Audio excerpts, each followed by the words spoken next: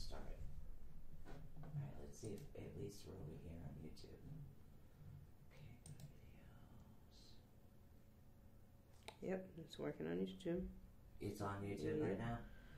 Sure is. Alright, it's Facebook, so we'll just have to wait till we actually come up on Facebook. So, hold on, get out of there. Page. And I'm on video. Alright, we might have to type in that they're going to have to come over to Facebook. I'm already posting it on my page. Yeah. Alright, because we're not getting anything going on. Over here. I think I've already put YouTube up there. Okay. Up here? Yeah. Hold on.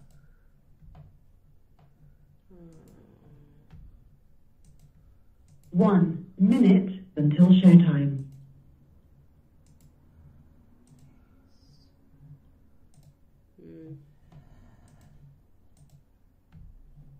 Yeah, I have no idea why it's not.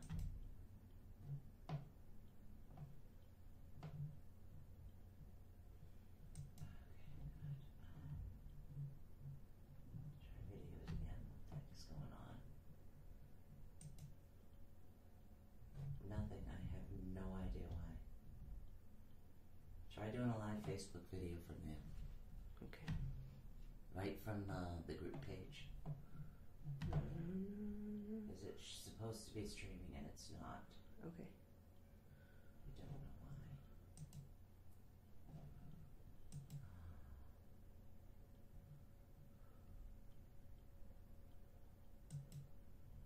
Your show will go live in 5 seconds. 4, 3, 2, 1. Log Talk Radio.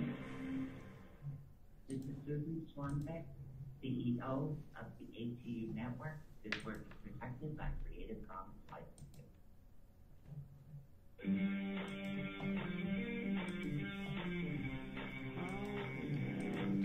For the next 2 fun-filled hours, get ready to learn something new, be inspired, enlightened, spooked, helped, laugh, cry, and be awakened. And now, your host of Awakening the Unknown. You never know what these two will be up to next. So please welcome Susan Swanbeck and Michelle And Stephanie Pereira. For all of you out there listening to us tonight, Facebook is giving a hard time. Yes, it is. So that's why we multi-stream. You want to come on over to YouTube.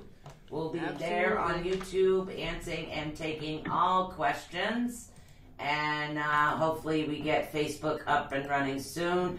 But, I mean, without further ado, yes, I want you to welcome the one, the only, Patrick Cross. How you doing, hon?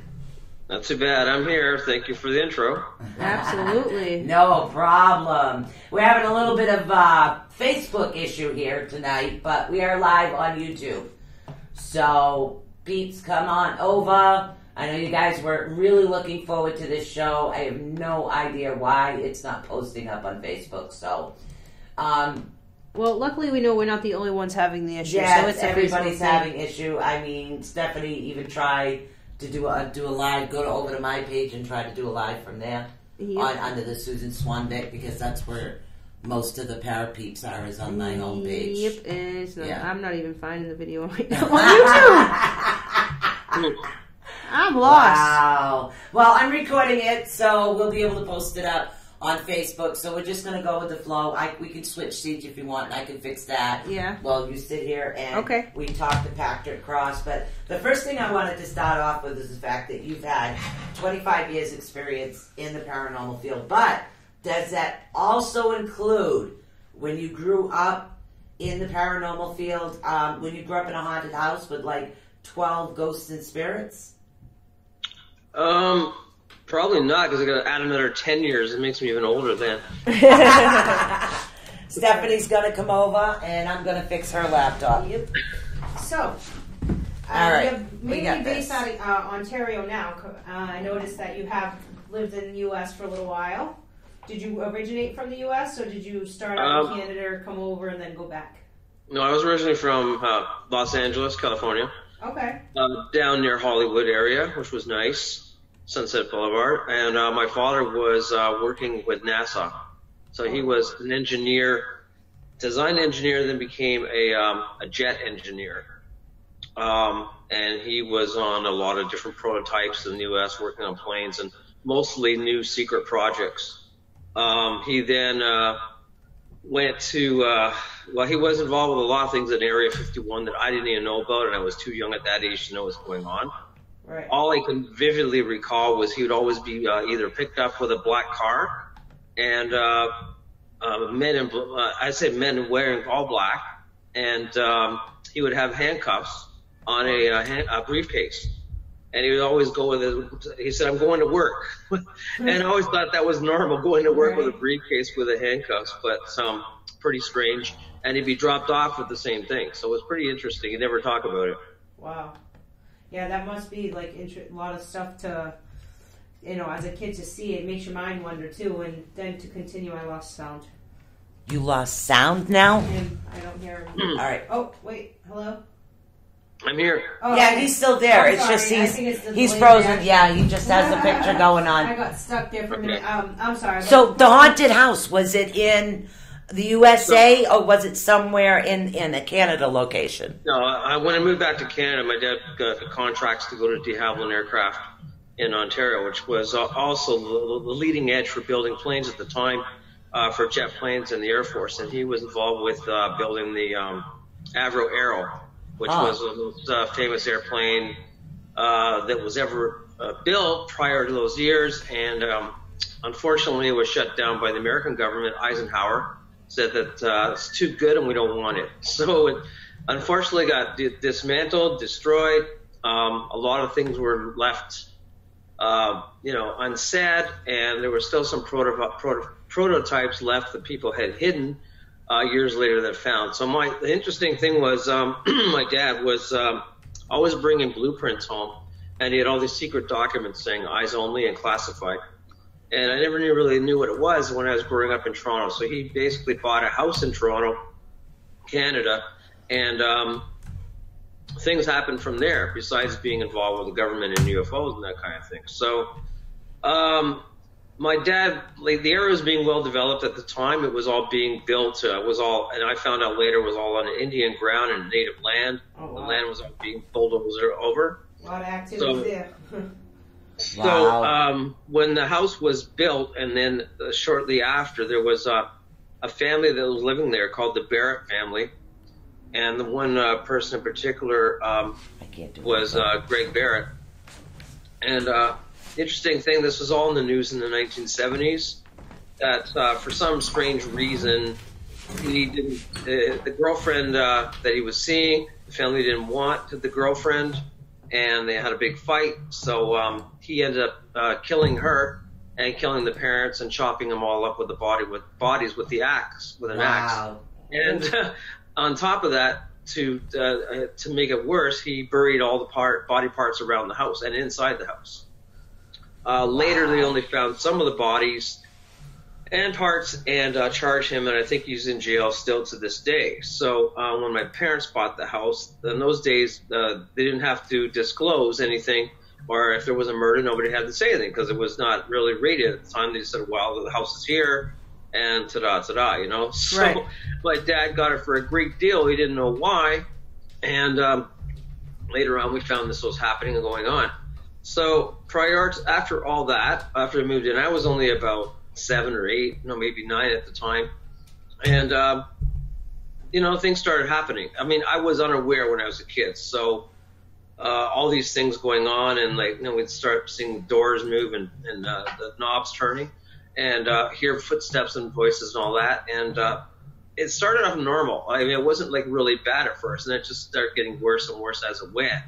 Typical haunted house. And as it went on, a year or two later, I was also open, or I guess psychic. So, when you're young, you're open to all kinds of things. Yeah. Yes. And I would start seeing shadows coming down the hall, a huge mass shadow, like a figure, a black figure, And then we had an organ at the time that might, you know, one of those rhythmic organs that you can plug in. And it was actually playing when it wasn't even unplugged, when it was plugged in at all. It was unplugged. Wow. So it was just bizarre, and things became worse. My dad was a very spiritual Catholic, devoted, and he said, I don't believe in all this stuff and demons and ghosts and stuff. Mm-hmm. You're making it all up. And even when he saw things, he would just write it off as dust. Or the house was settling. How can a giant mist floating around be dust? So, you know, being very logical, and he's a very smart man, he still couldn't figure out what was going on, and he left it. He goes, I don't care, you know. He would think that we're causing it. So being in rock and roll days in those days and listening to Led Zeppelin and Hendrix and all that stuff, you know, my parents hated it and thought it was acid music and causing our minds to be corrupted. And he'd always have, like, force us to go to church and do the thing, and, you know, you gotta be, you know, blessed and healed, and he'd hit you and all this stuff. So if you were he'd think the music you were, you know, in cahoots with the devil, basically, right? When you played heavy metal or heavy rock, and we were listening to Rolling Stones and all that stuff. So he called it devil's music. So he thought that was causing things to happen in the house. And it was worse things and worse things got on. Eventually got worse. I guess because my parents always argued at the time. In those days, your parents always would argue and fight over things. Yeah. So stress would build up, and they were fighting with me and my parents, my brother.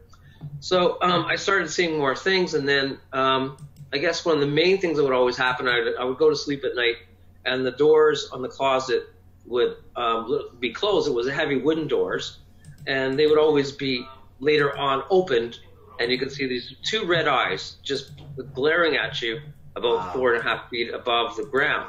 And it freaked me right out. I didn't know what it was. I would just like run and close the door and look inside. There was nothing there. And this would go on. I hated going to bed. I hated going to sleep. I would hear screeching down the basement. I would hear like clawing and scratching and like almost like screaming. But it was like almost audible, but nobody else heard it. Wow. So it was pretty bizarre. And it got worse and worse as it went. So you could hear like almost axe chopping around, and you could hear sounds and yelling of the people downstairs, and then a woman screaming. So this was pretty wild. My mom heard a few times, and she just closed the door in her bedroom. Pretty strange stuff. And then it kind of got worse where they all closed their doors, and there's this giant figure coming down the hallway to me in my bedroom. Wow. My bedroom, my wall on the side of the wall where my bed was freezing cold all the time, even if it was 85 degrees outside. And just things were always happening. I didn't know why. Eventually I would start seeing blood dripping on, like, I didn't know what it was. It looked like a sugary red color, but dripping from the cupboards. And then it would just drip all over the place and disappear.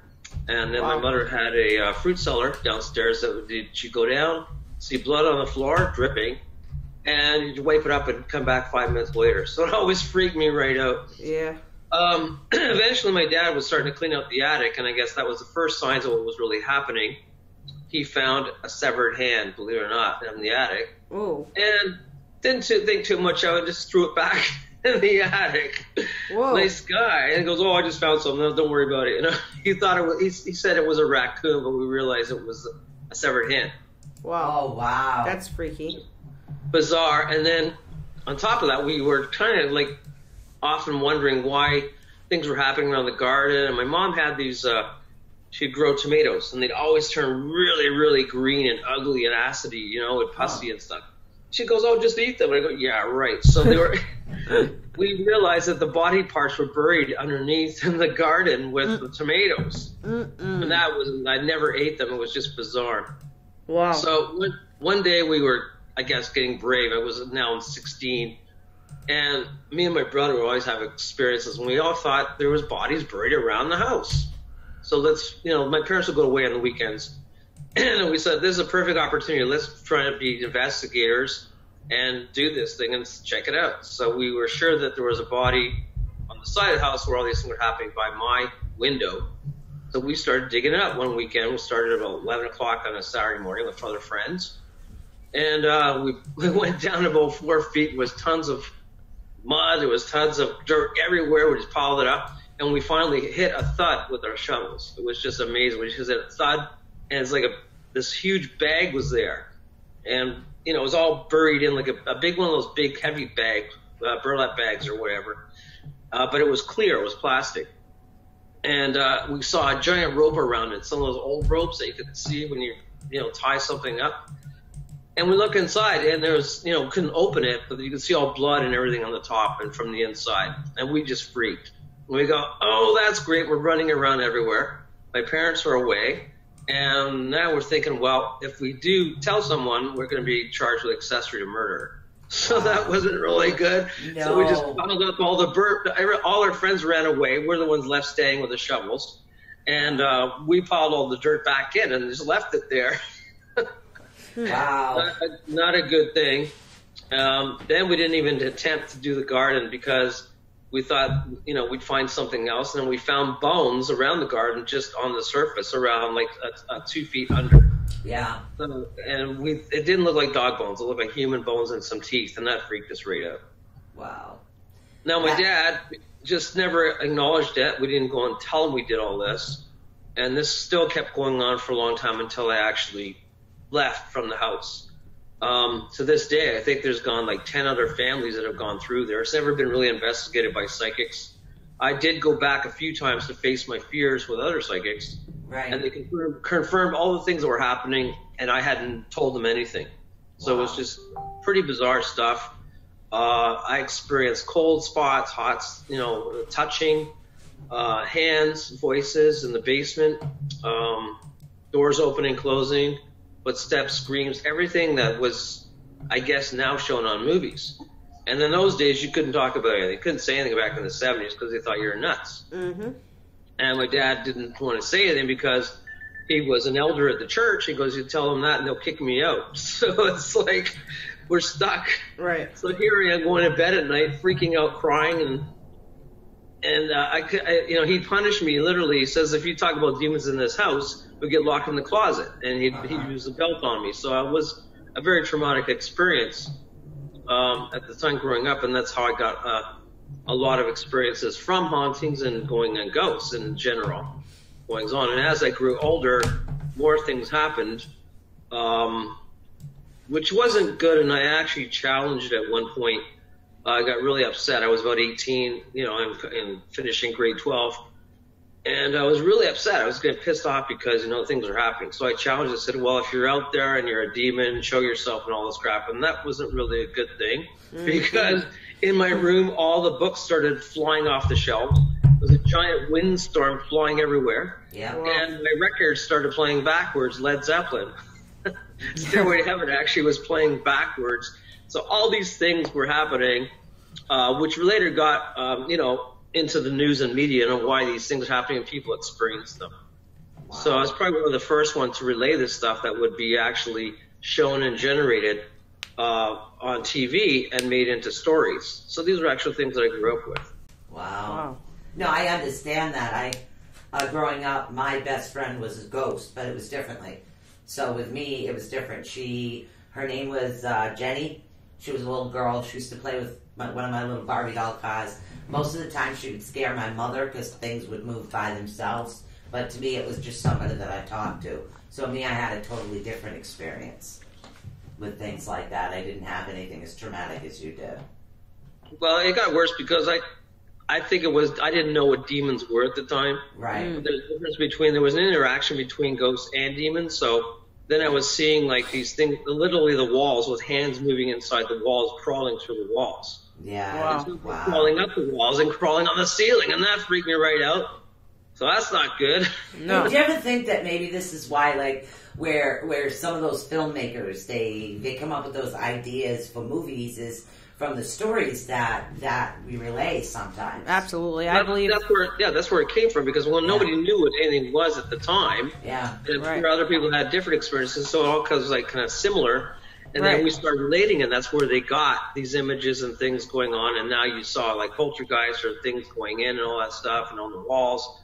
Yeah. I've never seen anybody get sucked into a TV, but that's, right. And then come out of a closet. They got sucked into the TV and she came out of the closet, right? On the rope. Yeah. Yeah. Yeah. That was weird. But So from there, I got out of the house and I started living in my own apartments, and I kind of got out of that because I started getting into more schooling and, more important things in life. I never intended to become a ghost hunter or a ghost researcher. I was studying radio broadcasting and television, which I kind of had some success with, but I got jobs, but they were all contract or part-time jobs. right. So, if you're an announcer, you never make enough money to support yourself. And I either had friends, or I'd stay with friends or family or other people who were struggling at the time for jobs because you thought you'd have a career in broadcasting or radio, right? Right. Didn't really work out too well. So I ended up becoming in journalism. I got into that in documentaries and writing. So the more I kind of was exposed to media and TV and people, I would relate these stories to people and authors. And one author who took particular interest in me, like my stories, was John Robert Colombo. And he's a Canadian author, and he's written a lot of great books. He was one of the earliest authors for true Canadian accounts and stories. Wow. So he liked one of my stories and started publishing them. He thought, this is amazing. Let's get it out there and let you tell the story about ghosts. And nobody really still thought you were weird if you're a ghost researcher or a ghost hunter. Nobody still couldn't figure it out. Right. Yeah. Tell people that, and they thought, well, what's that, Scooby-Doo or something? So, yeah. I love Scooby-Doo. That's what I'm saying. Like, people, even Yeah. back then, it was there. It's, it's just so taboo, but I think they just tried to cover it up. It took a lot of covering up. Long time for it to A lot of actually covering come up. out. It really did. Now there's paranormal research teams and scientific teams. Yeah, and but it psychological never really, teams. I So, also became a sound engineer working at CBC Canada, and I worked at City TV and different other places. So I started learning all about sound and audio dynamics, and that really what got me into EVPs and the whole spectrum of being audio and how to evaluate sound. So I found it really fascinating, and I started doing that, recording and doing things and evaluating. And in those days, we were just using, videotape recorders, VHS. And video I found was amazing for broadband recordings, and I still use it to this day. And I was using, in those days, we only had analog tapes, so we'd have these little Sony cassettes and run around and record things, play it back, and hopefully you could do stuff with it. And cut and paste tapes of those days that you never, now it's all digital, but before it was analog. Yeah, Right. much easier with the digital.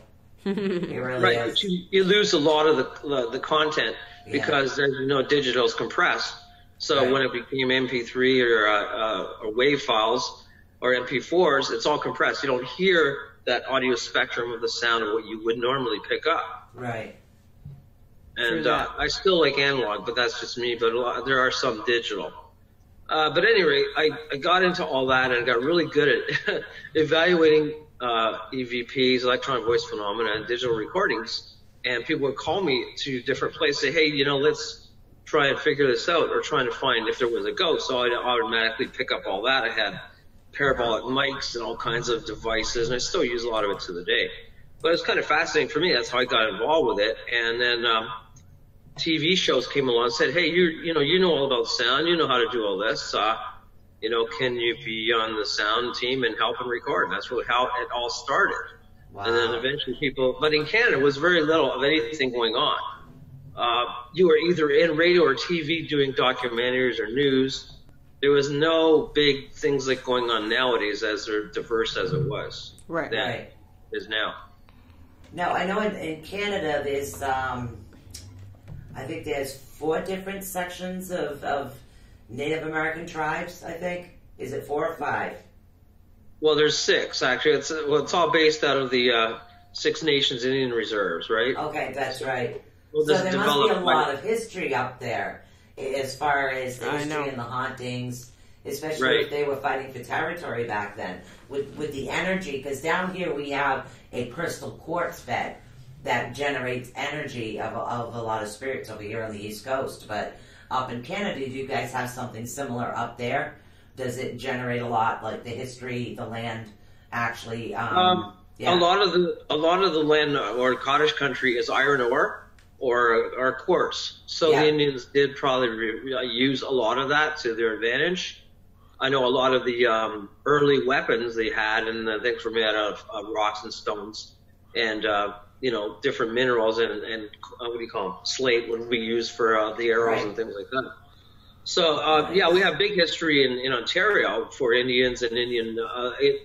The Indians were ruled by Joseph Brant, and he was fighting against the Seneca Indians, even though he was a Seneca Indian from the beginning. He was his name was Tyandaga, which means two sticks tied together. So he became the Indian chief that led all the other Indians to work with the British against the Americans. So he was fighting with all that, and when he retired, he was awarded 3,500 acres from the government of Ontario and from the British government as well. Wow. I love history. Yes. I love the historical facts of the land. When I go into investigate, well, at least now, she does the psychic work now, but when I first started, I was the lead psychic investigator, so I always go in blind. So now I get to know the history before I go in, and she goes in blind. I like it, though. Because I like to work it that way. Now, what was the first group that you actually started off with? Sorry, say that again? Your first paranormal group. Actually, I had a few people that were, like, one was psychic. Her name was Carol, and I don't work with her anymore. Right. And a few other psychics that I did work with who were mediums who were very good at the time picking up things that we'd go on different investigations. But the main thing that all got us started, of course, I'm in Burlington, Ontario, which is by the lake. Right. It's a tourist area. And there's a restaurant called Emma's Back Porch. So it's on the lake, it's on the waterfront, became huge, and we made it very famous because we started doing investigations there, did TV shows there, did a lot of history there, and it evolved into an actual ghost tour from that one building. Wow. So it's the longest standing restaurant in Ontario. It's called Emma's Back Porch Water Street Cooker, and it's been going since 1910. So it's been it's the oldest restaurant, and it's still there, and it's still operating. So the main proprietor there was Emma Byron's, and we found all kinds of ghosts and activity there, but it was mostly nicer stuff, nothing really evil haunting, and she's still there as a ghost after she died. Wow. So we've had multiple recordings and sessions there that we have talked to her, and she's very intelligent. She's on the ball. She knows it's very interactive. She'll know what time it is and date it is when you're talking to her. Oh, wow. So today is like Wednesday. She knows the time you're talking to her, and then we had talked to her husband who died there. Just phenomenal stuff. And she's still running the place as she sees fit, because she became very well known and famous as a celebrity for bringing major people there. So Marilyn Monroe's there, Eisenhower was there, a lot of famous people were, Ella Fitzgerald was there. It became a very high profile dining area and dining place. Right. Wow. So she's still there, the ghost. And when we do the tours there, we've had some amazing photographs throughout the years and interactions with her. The most interesting case I found is that since she was running the place for years, she would actually stand on the top of the stairs and look at people, making sure they come in. If you weren't dressed right, weren't dressed properly, she'd throw you out. Wow. So her thing was she'd stand on the top of the stairs on the fourth step on the top because everybody could see her. She always wore black, white. She was more of Mennonite than anything else, but she was very British loyalist. So, interesting. If she didn't like you, she'd oversee this, people and throw you off the fourth step. So ironically, when she moved to her house on Martha Street after she retired, she was living on this apartment, and ironically, she was actually she fell down the stairs in her apartment, falling down the stairs and off the fourth step, and she obviously fell and she broke her neck and she died. Wow. So the curse lives on. Whereas if you don't like the food at Emma's and you don't like the food at the restaurant, people have actually been thrown down the fourth step of the stairs on the restaurant, on the staircase. Imagine that.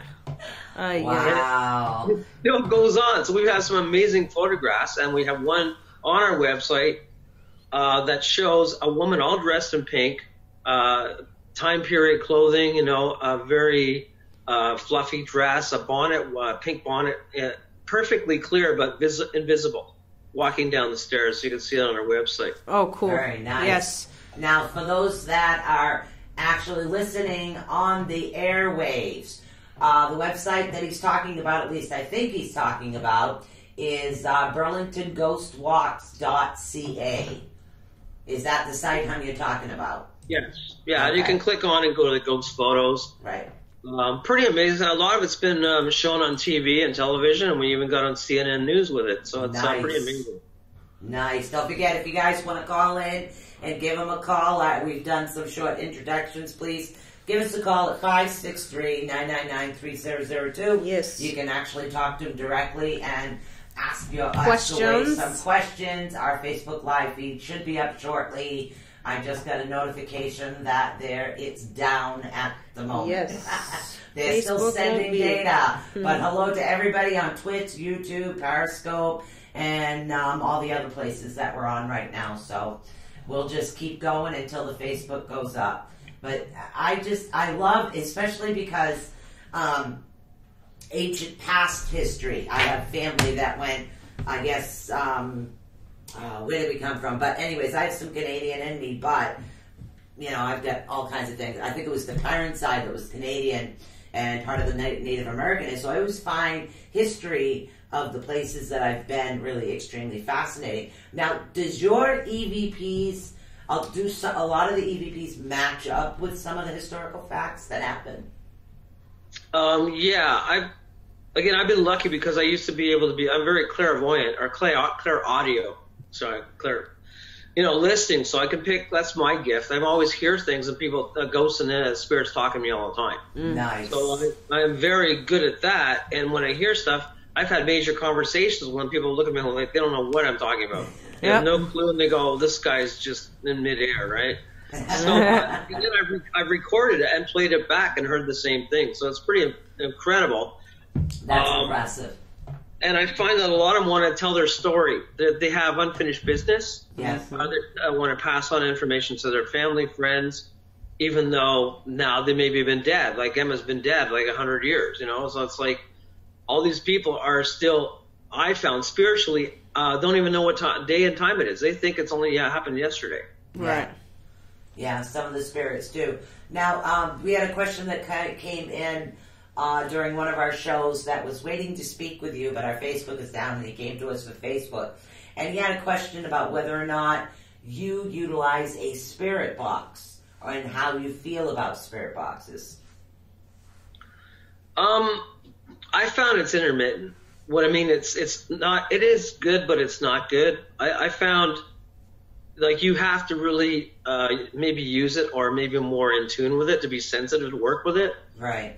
Okay. I found some of it is good, but the more recent things that other people have been making are a lot more audible, clearer. So I have an SPX box, right? So it does work, but I find it really, I don't have patience, okay? So I don't work with spirit boxes either. I think the noise can't sit there for 2 hours and listen to it and try to figure out where it drives me batty. But that's what he asked me, and I said, well, I'll ask him for you. Then he was also talking about which would be the best type of recording equipment. This would be the same gentleman who asked the question. He wanted to know what type of recording equipment you feel is best for someone that's new, as far as like a digital recorder type. Well, I've got a little. Let me show you here. I've got a really cool one right now. It's Brother, but there are some really good brand names. Sony's still the best I found, but this is really neat because it's digital. I can show anybody if you can see it. Yeah, it's digital. It records. It's pauses. It's portable. And you plug it into your computer or anything, and a USB, and you can get it right there, the sounds, and play it back. And it's very clear. Costs maybe $50, and this is a really good, reliable thing I've used. Wow. For close quarters and for inside different areas. Very nice. Oh, we've lost your sound here a bit for some reason. Your sound just went boop. So I don't know why he muted himself. So try that. There we go. About that. Yeah, we've got spirit activity up the yin yang over here lately. Yeah, I can hear So it. it's been nonstop. My ears have been ringing. Nonstop over here. So they like to play with my equipment. They find it hilarious. I find that. I find it. I also use, like I said, the old VHS tape recorders are amazing. Right. I find that then when you record them and line in, you get because it records the whole spectrum of audio sound, and you capture the lower hertz of what you might be in a room.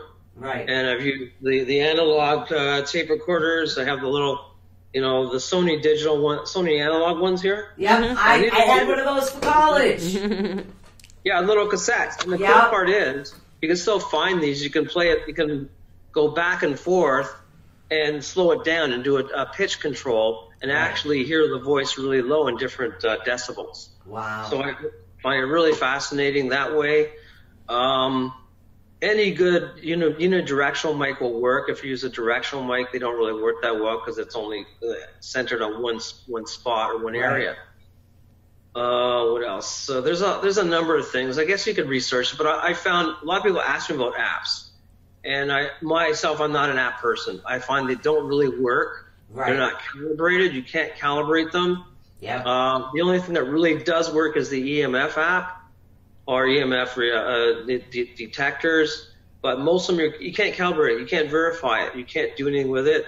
Right. I also have old Geiger counters I work with, and a number of spectrum things. I didn't even think of that. Yeah. I never even thought of it that way. The apps, the scientific part of right. it when you're calibrating you're with right. what you and have. That's what. Now I see why you frown from it I so much. totally Okay, frown on I get it anybody now. That using makes perfect sense. Apps on their phone, I really do. But we have this little guy here. Let's see if we can get. I can't get a close up. I can get a close up on this camera over here. So I don't know if you can see that, but it's a little ball. It was actually made by Des Tech, like 1104, and he invented this. Cody Ray did. And what it does is it picks up spirit activity, but it's light enough for them to move. So it'll light up as long as you touch it and move it. But if you put it down, don't touch it. Make sure it's not on a surface. And again, that's something really inexpensive people can use. The spirits can actually. It's like a trigger object / sensor, I guess. It's like a sensor. I'm having a brain fart on those meters with all the lights, and I really am. I'm having a brain fart. I don't know why. Must be my age. But I like things like that. But I work more with the photos and the video, but I do EVP as well. But I think what I found, I don't know how you feel about this one, I found an H2 Zoom, an old one, back from recording in studios. And this, I like it because it's got like 4 different mic directions you can put it on. You can record on 4 different channels all at once. I find that fascinating. Yeah, I mean, I also use a program for editing called Audacity. Now, a lot of people, it's out of date now, and you can't really get a new one. But the old system I have, it's about 5 years old, but it's still amazing for a computer, is that you can edit all the sound. You can put it in there. You can download it, and you can cut it up, and you get really, really crisp, and you can enhance it, and you can do everything that you want to do, even to hear whispers. So I find it's pretty amazing. Yeah. Oh, that's cool. Yeah, that's a free program. I use the Adobe only because I do the video with it anyways. But when we were shooting Haunted Case Files, the TV show, we found I used the Audacity to edit all my sound. There was a lot of background sound, and the actual recordings are used on the TV show. You can hear them when you watch the show. So it's pretty good that way. It was very concise. Yeah, I think you could still get that program now. Yeah, it's Haunted Case Files is playing on Destination America right now. I'm on the first episode of the 2nd series season, and I'm also on the 3 episodes in the first series of Haunted Case Files. Cool. Now, what were you on the Destination America series for? Which one? Sorry. You said Destination America. Yeah, it's on Destination America. Haunted Case Files is on Destination America, and that changed over to Travel Channel. Okay. So if anybody's looking for... Now, you've had shows there prior. If anybody's looking to look up some of your old shows, what would be the best way? To go to the Travel Channel with cable access? Is it available in the U.S. as well? I believe so. The other one that's on Destination America is Ghostly Encounters. Ghostly Encounters. Okay. Okay. Yes. So that's what we need to look up, guys. Is Yeah, they Ghostly both Encounters they and both the sound Travel Channel. extreme. That I've They're watched. on I've cable. definitely Okay, watched Stephanie them. knows they're on cable. Yeah. So you Actually, guys will be able to watch some of his old episodes on there as well. So You can also see it on YouTube too if you want to punch that up. It's on there too. the Destination America. I tried to look up your YouTube channel today. Do you have So one? my episode for the one I grew up in the haunted house, it has everything reenacted, recreated. Nice. As me, is on. It's called Buried Secrets, and it's on Ghostly Encounters. Ghostly Encounters. Ah. So I was pretty Nice. scared. I even freaked out over it when I saw it again. And I'm gonna have to watch that. I really am gonna watch that, guys. So what destinations and like which actual investigations stick out to you from America that you've done? Well, again, the Haunted Case Files originally were on Destination America. And then there was another show briefly on, but it's not on now, called Demonic Encounters. Okay. So I was on that one too. And that was on Destination America, well, TNE channel here in Canada. But the main ones that are running or syndicated are on Destination America. Is also the other one that I originally did was Creepy Canada series, which ran for 4 years. And that was on Destination America too. Huh. Cool. You can find that on YouTube. So that's the start of one of the first bigger shows I did. Now you've investigated a lot of different areas in the U.S. as well as in Canada. What would you recommend for somebody that really wants the historical and the evidence? Well, believe it or not, it's Gettysburg, because that's where I'm going to be on July 26th. Nice. For the Gettysburg Bash, I'll be there with many other well-known paranormal people. I have a booth there. In fact, Jack Kennedy will be beside me, and we'll be probably throwing chips and pop at each other over there. So. There you go. Yeah, Awesome. Gettysburg does have a lot of history because, Oh, yeah. and again, that's the blood and that's the land. The Yep. land actually absorbs the blood, and it's going to have that mental history of things that happen. So, really is. It's the most, I believe it's the most haunted in the U.S. because all these men were fighting for their families, for their lives, all the desperation, all the emotion was in that battle. And there was over 150,000 men killed in the battle. Yeah. So everybody's still fighting. And I was on the battlefield, and I literally see guys fighting on swords, just images as clear as day, horses going by, cannonballs flying, and it would all disappear. It just freaked me right out. I'd never seen anything that visual, and you could smell everything, smell the gunpowder, the gun smoke, and you could hear it. It was just phenomenal now. Absolutely. There. Wow. Well, I mean, do you have anything on your bucket list? I want to go to an old asylum. That's on my bucket list. It's a place I haven't been yet. Is there any place on your bucket list that you'd like to go to? I want to go to Queen Mary, the ship. I've been invited there in September coming up, so I really want to see that. There's the Hinsdale House, which I was talking 2 weeks ago with Daniel Cleese from Hinsdale. That's the one he bought. That's pretty haunted. There's a few other ones, and also I'd like to check out the Sleepy Hollow ghost tours in New York. Oh, Okay. nice. The cemeteries are supposed to be really creepy, and they said it's real and it's extremely haunted. Oh, I believe it. Yeah, Hey, nice. don't be scared to come over to Massachusetts too. We got tons and tons here. Yeah. lot between all the way up from. I would say from here to Salem. There's a lot of different. Oh, yeah. Well, it depends on what you're looking for. As Exactly. far as the historical facts or the Salem witch trials or the Wampanoag history. Yep. So, or the Freetown State Forest, which has been part of the, Bridgewater Triangle, but there's a lot of rich history around We here got as Lizzie well. too in Fall River, Yep. of course. We So got a lot of it. different stuff. So, what is your most favorite? And I know this is a weird question, but coming from somebody who's psychic, I know you'd understand this. What is your most favorite spirit that you've interacted with, as far as when you're hunting?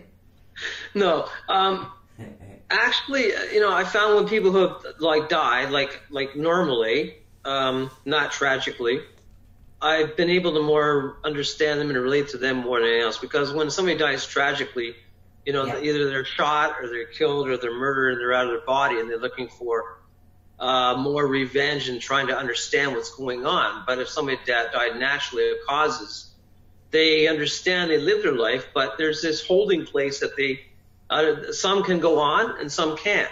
And we don't know why it is or why there's this reception area for ghosts. You know, why some and some can't. Obviously, if you're a murderer, you wouldn't be moving on. Exactly. But whatever you do in life is what you're going to be in death. Yep, I say that all the time. See? I believe that. If the guy was mean and evil and killing people, he was a bastard in death. And I found that in one place, this guy killed the guy, I think the mother and the daughter, and he was just as bad, threatening them and chasing them around when they're dead in this house. Wow. So it was pretty bad. He was still attacking, was still chasing them, even though they were dead, and they would say, he's coming and help us. And they were killed by, and they couldn't get away. So this kept playing out. Wow. And he would tell us to leave and swear off, I'm going to go kill them again. And he was doing everything he did in life, and he still didn't acknowledge it at all. Yeah, I agree. I think I've run across some strange spirits and ghosts in my time, but I think the strangest one I've had was a drunk, literally, because he was a drunk in life. He was literally slurring on the EVP in his death. So that was pretty cool. So I think that was my most hilarious. I think the funniest thing I did was, this is really weird, but I recorded ghosts having sex. Oh, wow. Wow. It's strange because it was in a Royal Canadian Legion we have here, dedicated to vets. And an old building, of course, going back to 1942 or earlier. And it was actually used as a mob place for mobsters and everything else. Yeah, makes sense. We were investigating it. So in one room, it would be perfectly normal. In the other room, you could actually hear the whole room change and echo when it was all carpet. And there was this bed, and you hear this girl and this guy having sex on a bed that wasn't there. And it was totally bizarre. And you could hear a New York accent, you know, and she was talking like if she was a flapper or something in the 1920s. It was totally bizarre. Wow. And then this went on for like 5 minutes. I still have the recording, actually. I play it to TV producers off and on. They can't believe it. And the next room, you know, would all turn into like concrete, but it was all carpeted. It was like a normal floor, and you could hear voices around and guys coming in saying, "I'm gonna get this guy. I'm gonna, you know, what's the word that they use? The guns and the heater. I got a heater and all this stuff." It was all related to the monsters these guys were using as a hangout and trying to find the money that was in the brick wall, and it was unreal. Yeah, definitely is. I mean, some of the stories actually that the spirits actually say is just it's amazing. Some of it's amusing. I mean, other times you get weird answers because, I mean, when a child dies and it is, we can determine whether or not it's a child or demonic activity, which is what a lot of people actually have issues with, is when a spirit that has a childlike voice comes through. Some people will determine right away that, okay, that's demonic. Others will say, no, that's more like a child. What is the best way for that instance for people so they can tell the difference? If they're not psychics like you are and they can't sense it, what is the best approach for them to take it? Well, I guess recently, last year at least, a lot of people totally jump into this demonic thing. Right. Saying, oh, it's demonic, it's demonic. Well, just because something happened, like before demonic even was a word, people were using the word poltergeist. Yeah. You know, the German word for things going around, moving around. So things would happen, things would fall off the shelf. Nobody came up with demonic because, one, it was unheard of and you couldn't say it, it was hush hush. Right. And two, demonic means something, you know, bigger that's actually, we don't know, you know, there's different ways you can tell if it's demons or not. There's a smell, there's an odor, there's all kinds of things going on. I've had attacks where I've been bitten, cut, you know, I've literally seen him, claw marks on me, and then literally scratched and pulled up against the wall with a giant claw mark on my throat. Yeah. But I mean, there's a big difference between a ghost or if it's poltergeist, because poltergeist can be related to, your output of what you're putting in your brain. Your psychokinesis can cause things to happen. You can be really having a bad day and yelling, and things will go off the table.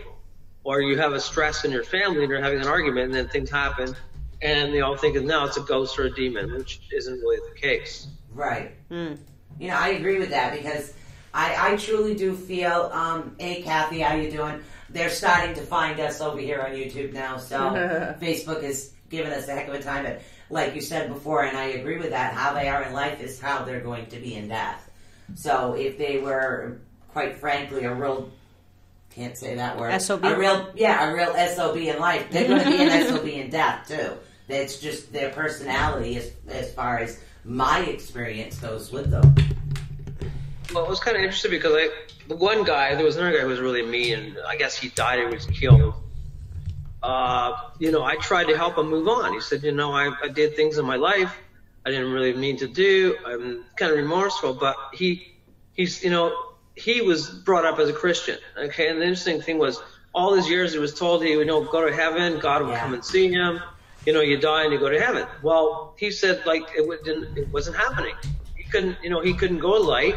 He was either stuck, and no matter who would help him, he said, well, I don't believe in God now because God isn't helping me. I'm here as a being, spiritually, but how do I go on? And now I don't see a heaven. I don't see God coming to me for help at all. Right. So it was kind of sad, and I didn't know how to help him because he still had so much aggression and remorse tied into the past life that I guess he couldn't feel the light going to get him to go to the light. Right. Makes sense. It really does.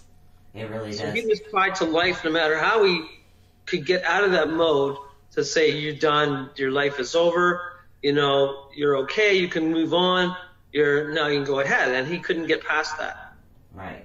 Now, as far as we're still in the EVP, mode, have you ever run across other languages in EVP?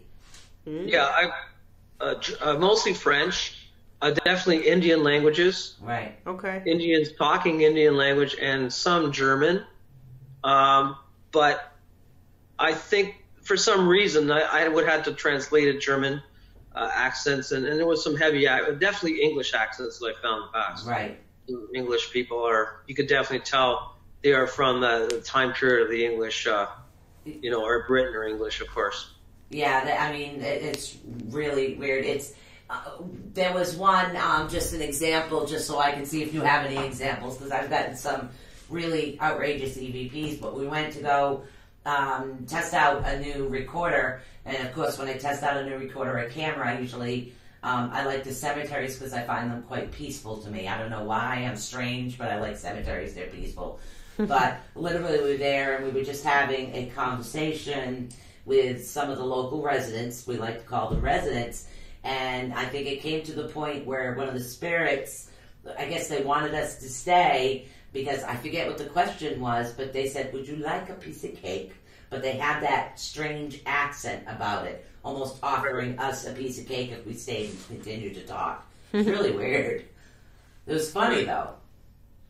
Well, when we were talking to, again, like you say, the accents, right. Emma Byron's is very British, and you could hear her talking and all this stuff. And yeah, like that.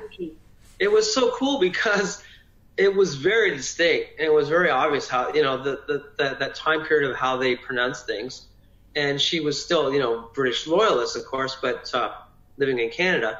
And she was very up to do, very well, that kind of upper thing. Yes. Talk. And it was funny for me, and she couldn't understand we were laughing while she was, she says, I'll go make some pot of coffee, right? And all this stuff. Yes. Because the kitchen wasn't even open. Nothing was there. How could you make a coffee? And she was dead. It was just weird. Yeah. Well, at least she was being polite, right?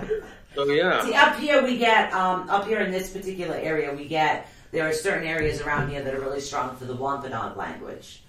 So, so I know up there it's different because every tribe actually has their different languages. So over here it's the Wampanoag, even though there was different tribes within the Wampanoag. But the Native American language up there must be different than compared to what it is down here. Well, the Métis is the main Canadian one, and French, and Right. then there's Ojibwa. So Ojibwa are more the main Indians in Ontario that then mixed in, and then eventually the Appalachian Indians as well, where they all Right. formed into Six Nations Indians. Now, do you have problems getting those translated? Because I have an Indian interpreter, believe it or not, and it's pretty cool that they've been able to interpret what they're saying and how they're talking in native tongue. Nice. See, So- that brings up my next point. The ovulus. I think that's what they're called, the obvious or the ovulus, where you put it Yeah. in certain modes and it's supposed to say what the ghost says, but it only speaks English.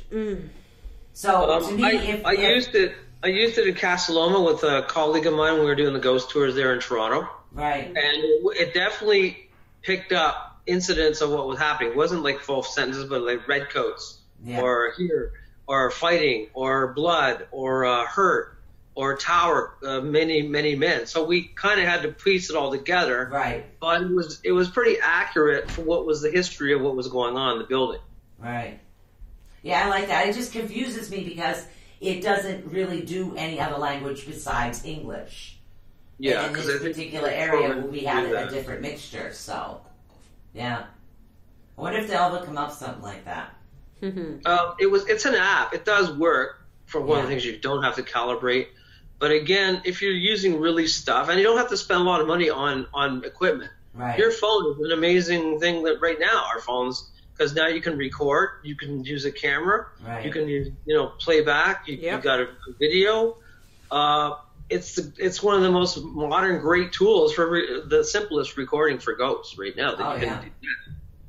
I agree with There is that. one thing I do use called an audio spectrum, which basically you can use a reference in a room. It's an app, and it's very accurate. It's very recordable. You can't really calibrate it, but it does pick up voices and sounds. It's a full spectrum audio recording that you can use on your phone. It does work really well in the rooms if you want it as a reference or asking who's here, and you can store it, save it, download it as an MP3 or MP4. Pretty good reference thing that I found that works. Cool. But again, I'm really not an app guy. I hate apps. Yeah, I don't work with apps. So, No. yeah. It's just, phone off. This is me and the spirit time. And All the right, funny we're thing coming. is that when we go on TV, they ask us what kind of equipment they have, and a lot of people now say app. Well, and I said, no, I'm the real thing. I use the real stuff. I bring it all out, wires, plugging it all in. Yeah. They go, whoa, impressive. So they really want, anybody can use an app, but you got to understand how it works. And I'm really into the sound, so the dynamics of the sound. Right. Distinguishing what a human voice is and a ghost voice. So the average female voice is 128 hertz, right? And a male's voice is lower, 100 hertz. So most ghost activity is around 100 to 40 hertz is where I find the best sound recordings that I record. That's It brilliant information. doesn't Thank work that you. well outside, but in indoors and in close quarters, it works pretty amazing. Wow. Yeah, I've always wondered the hertz on that, because I know there's a program that I've been looking into, and I can't remember the name of it right now, that can actually help pinpoint that as far as the hertz to figure out, because sometimes you'll hear things that are off in the distance, and I like to make sure that all my stuff is accurate if it is going up anywhere, or if I'm using it for information base, or if it's for a client's house, I like to make sure that it is actually spirit, not the next door neighbor or the kids next door, or something like that. I'm very big on the accuracy, so that is brilliant information right there. Plus, the other thing is you realize that a lot of the things you get, you can't take out the background sound. Right. So if you have a crowd going in the room and all your ghost guys are there, buddies, you're telling everybody to shut up, of course, but you can't eliminate the background sounds. What you are getting is the whole spectrum of everybody. But if you can get different recorders Right. that directional that we record, take out the background sound, eliminate that, and then you've got the full, the closed sound. You can get that right away. You don't have to put a lot of editing into it. Right. So do you find that using multiple recorders, like say if somebody was doing a house investigation, I find it helpful to have multiple recorders, even though it does take time. But if I hear something, and I know that it's coming from a certain room by making a diagram, I know that I can refer to that recorder at that particular time. Yeah, I think we'd use up to 5 or 6 of them, and we'd all start them the same, and then check them all to see. And of course, you can get, you put a recorder. And a lot of people think they're going to put it on the side of the room or the wall. It doesn't work. You got to put it in the center of the room, because and set it as unidirectional all around sound, because otherwise you're not going to get that sound that you particularly want, or it's coming from the closet. So I found the best way is right in the center. People put it on the windows. People put it by the doors. It's not going to happen that way. It's got to be right in the center of the room, or in a hallway, the center of the hallway. Yeah. Is what works. Absolutely. Yeah, absolutely. Absolutely. We are actually coming up close to take a short pause for the cause is what we're going to do right now. So as far as some of our regulars over here, Facebook is definitely having an issue. They're starting to come over to YouTube now. Mm-hmm. So I will check the board when we come back. And don't forget, we're going to take a short break here. And you can always give us a call at 563-999-3002. And we are actually going to be right back. Right after these messages, we're going to take a short pause for the cause. Be right back. Stay tuned. Sorry about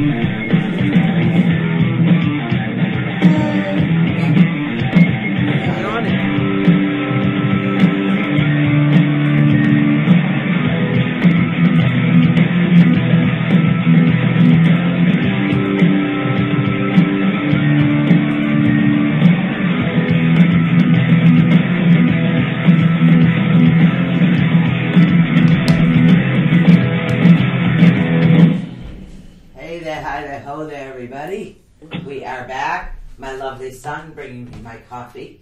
Yay! So we are actually back with Patrick Cross. I'm sorry to all my Facebook peeps out there who normally watch us on Facebook. We are still over on YouTube. Yep. And we'll be on YouTube, and I will upload the video to Facebook a little later. It's just going to download to my computer, and then I'll be able to upload it for everybody to watch. But we did get a question from Facebook. They're messaging me questions now. So somebody was really curious about if you have ever been involved in a severely demonic case or poltergeist case. And if you were, they wanted to know if you were able to clear it out. And if you were able to clear it out, how many times it took you to clear it out? Okay, demonic. First of all, I want to mention that one. The most recent episode I did, probably the most scariest one that I had an encounter with in my life is shown on, again, Haunted Case Files series, season 2. The new one just came out in November, and it's called The Abandoned Haunted Lodge. Wow. And this is up in cottage country in northern Ontario. It was a huge lodge at one time used for the rich, the playground of the rich. Marilyn Monroe was there. Elvis Presley was there. You know, a lot of the big bands played there. It was all a great place where they would go and hang out and do their thing. Anyway, for celebrities, of course, and they did the running horses and betting and the racetracks, all that stuff. Beautiful place. It was all run down. It was all going to be torn down. So I went up there with my colleague basically to do a historical, you know, I love the history first before I love ghosts. Yeah. And we were trying to research it all, check all the land, check out the building. It was going to be demolished, so we thought we could get up there. If there was any ghosts or anything there, because we all thought, well, it was a great place. Everybody had fun. Why would there be ghosts? You know, nothing's going on over there. Yep. So we thought we'd get maybe reminiscence of piano playing and people dancing and women and all that stuff. But turns out we went there. You had to drive in with a boat. You had to be dropped off on this island. And it was all native land. It was owned by native land. And the Indians were there before the building. Huh. And we went in there, and it was obviously going to have no lights, no power, no anything. Right. We were fully powered up. We had all kinds of lights. We had headlights. We had everything. We had recording equipment. Everything was there. So we go in, start researching it all, recording it all. It's all great. And as the night progressed on, started getting dark. Well, we're going to be in there all night. It was in October. You know, we check it all out, see if anything's happening. And sure enough, we started hearing voices. We started hearing Indians. Sounds, Indian talking, Indian chanting. We thought, okay, well, now there's native spirits around. Right. But it really got worse because what we intended on researching and doing, recording, turned out that we became the hunted as opposed to the hunters. Wow. And we found there was some demonic activity, some spiritual native, maybe protection demons that were there to kick us out and get rid of us. Huh. So it got really scary because all our lights went out, all our power was going out, everything that was charged was now not working. We did manage to record some stuff. Right. And our big power packs were huge, all went out. So now we're in the dark, nothing's working, no cell phones, nothing. And we were there, supposed to be there till 7 a.m. And now we're alone in the dark. And next thing you know, we started checking things out that had 3 levels. Something was following us and tracking us. And we would hear snarling, growling, hissing. It's at times it would be pushing and touching you and scratching you. And I literally freaked out. It was like, now it's hunting us.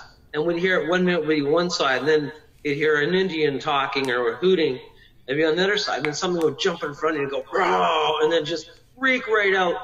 And it was so scary. I literally, it was demonic. It was hunting us. And it was definitely trying to either get rid of us or get rid of us. I thought it was never going to survive that. Wow. So we were now running around trying to avoid it, and it was tracking us. And we was one point where the person I was with, it was incredible because I was upstairs and we heard something running behind us. And the person looks, and it's coming right at us. And, I get thrown away, pushed to the side, and literally would have went right through us, and it jumps right in front of us. This huge entity thing. I don't know how to describe it. It's like just a demon entity, evil thing. in kind of full form of claws, and it was about 70 feet tall. Just, you know, glaring red eyes, and just went, whoa, right in my face. I literally freaked. I ran all the way down the stairs, ran outside. I was running around the trees and the bushes and everything. It was just unreal. And we couldn't do anything. We couldn't literally, you know, research it, talk to it. It was intent on getting us, and it was very animalistic, and it was screeching like I'd never heard anything, almost like a Wendigo, half woman, half you know, animal, and literally freaked the heck out of me. Wow. So that was my main demon encounter. I've had a few other ones than that, but you can't work with, you can't talk to demons, unless they're lower entities. Right. They have the voices, and they have different talking and growling, and they swear, and they use God's name and everything else. But this thing was just, I think, off the land, or their native land. It was so protected, it was so evil, and we just felt this whole presence of evil. It smelled sulfur. It was just brutal. I was gagging, and literally when the boat came, I literally ran to the boat. I almost fell in the water. I just ran all the way down the hill. Wow. And then threw our stuff in, and that was it. I was like freaked out for like 3 days after that. Wow. It's a good reenactment on Haunted Case Files. So when is that one going to air on Haunted Case Files? That's on. It was airing. It's called Abandoned Haunted Lodge, and was the first episode that we did this season, on season 2. Okay. You can actually see it on YouTube as well. Oh, it is. Okay. It's on YouTube under what channel? It's just if you punch up Haunted Case Files season 2, it's on a YouTube channel. Okay. Haunted Case Files. I want to write that down. Now, have you ever had anything follow you home, like come with you? Yeah, I've had a few times where I've done ghost tours, and things have followed me home, and no matter how much I sage or I bless my house, and most of the time I do sage and cleaning, and it's been pretty good. Yeah. But there's some times when some things have actually followed me home and stuck around and caused major, you know, stuff, and then just disappeared. But for a long time in my office here, something either followed me home when I was up north or in cottage country, and I'd had these little trolls, I called them, and I could see little spiked tails, black spiked tails, go flying into the wall with wings. And Pop it would wedgies, freak me we call out. them down here. Freak me out, We call them and the pop wedgies. you know, you hear a little snarling and chasing around. Finally, I got rid of it in December because I had a friend of mine who was psychic who cleared it all out and got it on its way. But oh man, it was a terror, that little thing. It was always coming around. You could smell it, and it was just all kinds of stuff going on. Little suckers. Wow. That is. You've been through some stuff, and you're still in it. Like I said, I don't. It comes to me like it's, you know, it attracts to you, right? I'm more sensitive to ghosts, really. Yep. But when you're doing this, you attract the good and the bad. Yep. And the sad part is, I've had a lot of demonic things attracted to me, and you know, follow me and cause major havoc. I've been literally had my hands. You can see my hand, and they would see bite marks starting on my hand. Wow. And in the one apartment I lived in a couple years ago, I don't know. Again, it was on an Indian land reservation and stuff because the building was an apartment, and the whole area is all Indian native land. So anyway, I was living in this apartment, and for some reason, I have like certain demon thing follow me in there. Wow. And the bed would always go up and down. I'd try to go to sleep, and it was always bouncing and causing major shit, you know, major stuff. And I literally think I got possessed. Now, this is the weirdest story that I've ever said to people, even on TV. I got up, sitting on the bed, and I literally felt my head turning all the way around and cracking. I could hear my cracking in my neck, and I would literally, you know, it was going all around. I felt like the movie. I go, holy cow, what's happening to me? And I was trying to walk, but my head felt like it was half off. Oh. And in my neck, you know, and it was just the most bizarre crack thing that happened. Somehow, I don't know, I went and had coffee, and I just felt better for some reason, coffee and sugar. Yeah. And then I just lied down, and the next day my neck hurt like hell. I could feel like these marks were like little marks that looked like Frankenstein on my neck. Wow. It was the most bizarre. I thought my neck was broken. I literally felt like it was pains in my neck. You couldn't move my neck. I went to the doctor, and the weirdest thing is that they said in the hospital was, we'd never seen anything like this. It looked like your neck was broken in half, and you still survived your vertebrae. Wow. And you shouldn't be alive right now. And it was just the most bizarre thing I had ever experienced. To this day, I still have neck problems. I still have it on my back, and I hear cracking, which I shouldn't have. But they had X-rays looking like your neck was taken, your head was taken off your neck. That would make an awesome reenactment, even for a short story. Especially with the fact that you have the medical background. That's amazing. Absolutely. And it was just the most phenomenal. Like, of course, it sounds unbelievable, but it's just all the things that have happened to me, and I was still alive. They said, you should be dead because of all these things, and it still fractures in my neck. Wow. Holy crap. Weird, but I'm still okay after that, so. Wow. Yeah, I don't. When people share their stories with their encounters, I never dismiss anything because for one, we're not there with that person, so who are we to say? I mean, I'm sure people do fabricate things, but I'm not the type of person to turn down a good story. That's for sure. Never, no way. Never. I believe it. Yeah, I've had experience with myself where I've woken up and I'm awake and I can't get up. My body, I couldn't breathe. I couldn't, and it really freaked me out. Paralysis. And stuff like that happens to people, and to me, it's something was. I literally felt like I was being choked, and that's why I won't dismiss that because it's happened to me once, and it freaked me out. I didn't see anything, but that back then I wasn't really open to my gifts as I am now. But the way I felt that morning with that, oh no, I felt like I was being someone was literally choking me. Scary. Yeah, and that's what sleep paralysis is. I actually just watched a movie on that. What else? Oh God, I just had the question on the tip of my tongue, and then it just went whoosh. Does that sometimes? I was going to answer the question. He said, "How do you clear a demon?" And in most cases, you can't. As opposed to a ghost, you can either talk to them and respond, or if it's energy that's residual, playing back and forth a million times, there's no way you can clear that because it's an incident that happened, or it just keeps recording back when you walk in. Right, but on a mostly intelligent level, you can talk to ghosts and clear it.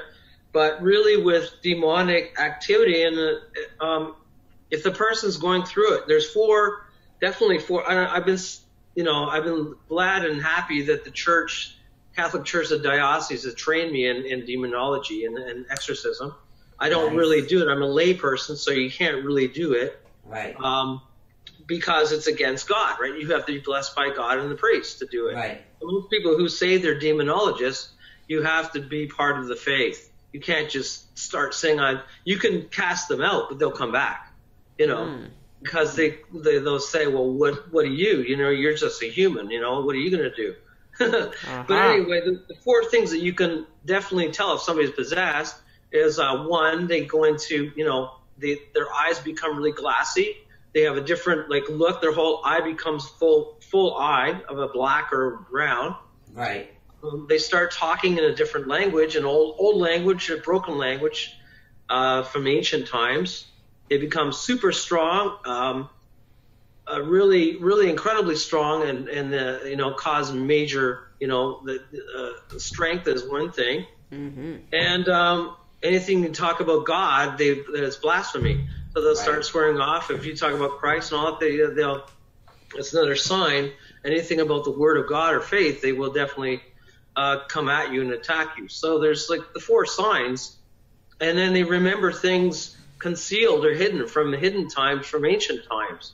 That's how you can tell if somebody's possessed. Wow. Have you ever had them speak in tongues or different languages?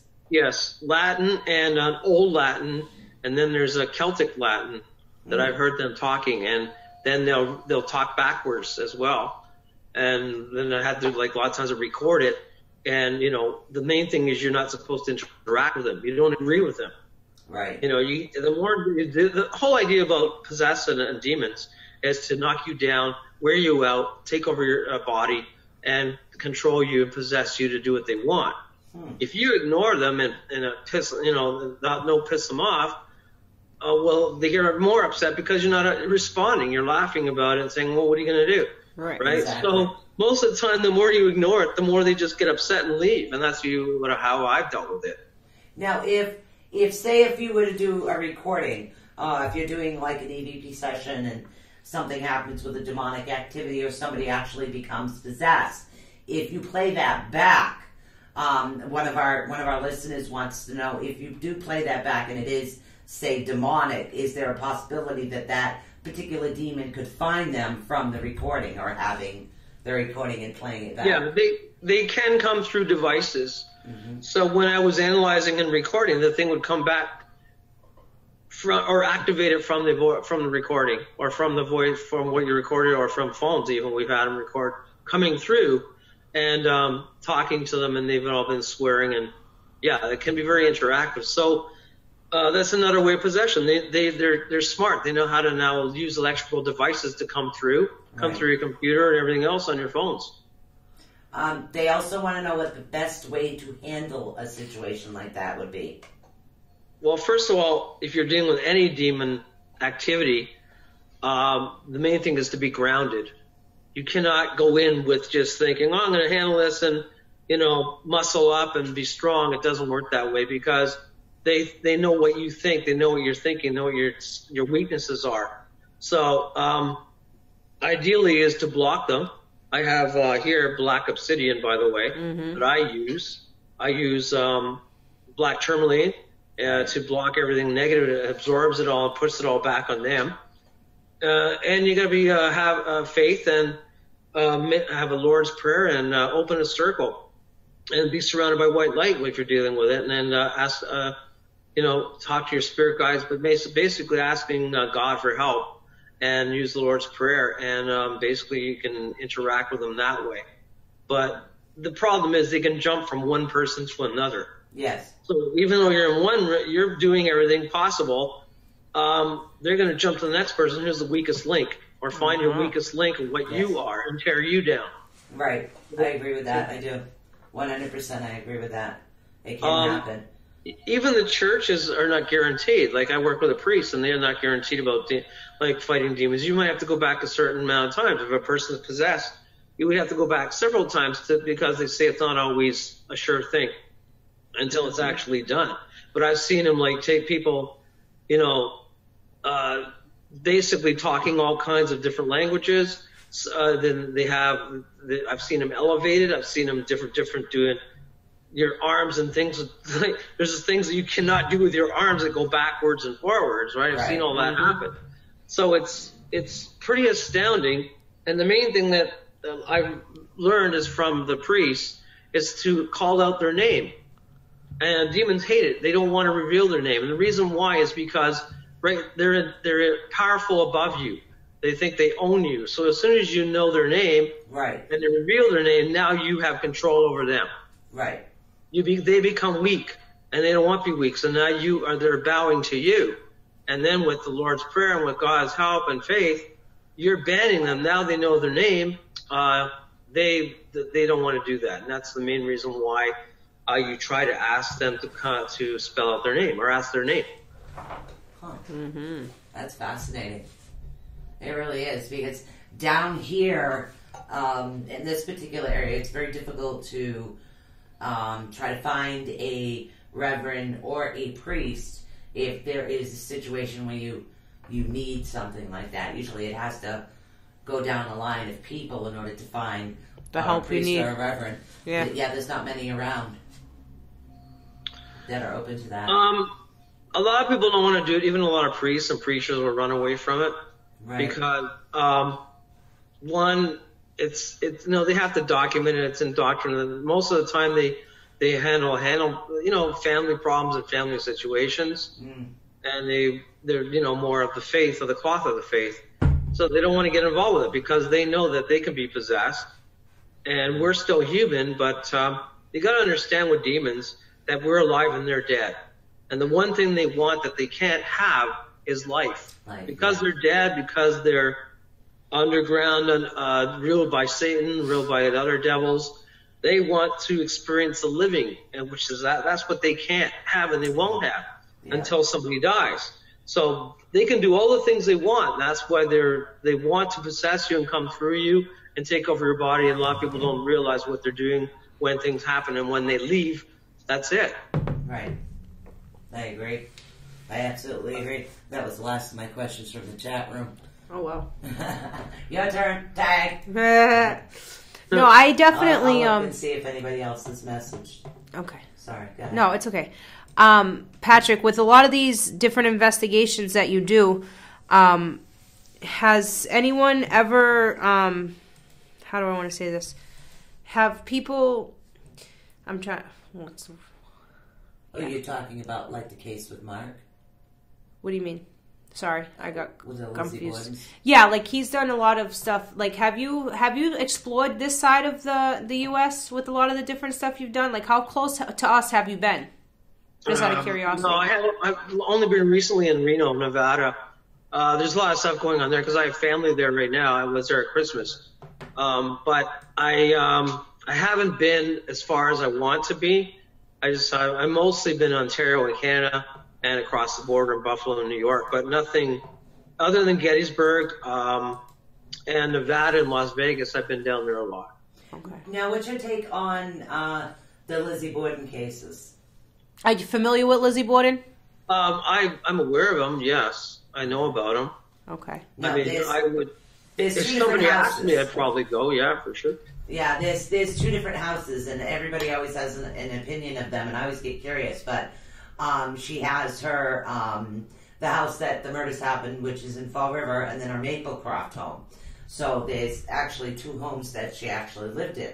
Right. Some feel that she's innocent. Others feel that there was demonic activity around there that actually caused her to act like that. Now, do you feel that both incidences could be possible? Just for professional curiosity. We're talking about different time periods. So people were more different stressed in those days, and I think they were more had to do with the family and head of the household. Yeah. So I think if people got upset, they would let their anger out, and they didn't know how to help at the time because there was no psychologist, there was no real doctors there. They just locked you up at the time when things happen, right? So that whole 1800 thing or whatever, people just had to deal with what they did, and unfortunately, you're living under the hand of the house, head of the house, and the father ruled and beat the hell out of you.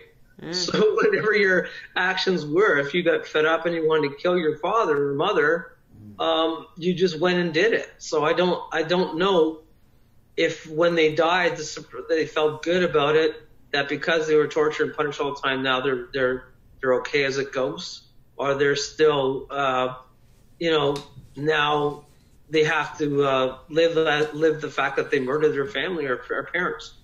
Yeah, and a lot of the newest documentary or movie, the newest movie that Christina Ricci played Lizzie in, she, they try to depict that about her. She had a lot of mental health issues, and it does make sense because if you know her history, she lost a mother at a very young age. She was very young when she lost her mom, and she also lost a sibling. A lot of people don't, know about that. She also had a younger sister that passed, and I feel like she had a big issue with stepmom, and that is the biggest part.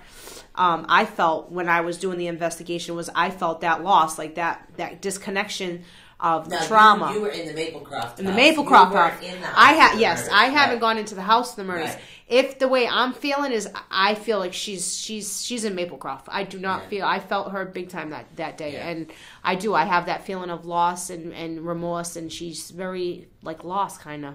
Yeah, well, there's many different theories Oh, on of that. course, I there's would be tons of curious. them. So, I mean, it would be a good comparison as far as the two different properties to see what the energy would be like when you compare the two, because it's something that I've done, and I find that fascinating. So, just a little thing, if you ever come down on this particular area, I like the energy of the two, the comparison type thing. That would be kind of cool for me, too. I should try to get my I butt think over there's, to like you're talking about the energy, I think if somebody did that in those days, they would feel more attached to the house because they can't leave because that's where they live. They were brought up. They were told not to leave and do whatever they were supposed to do. So they're kind of obligated to stay there.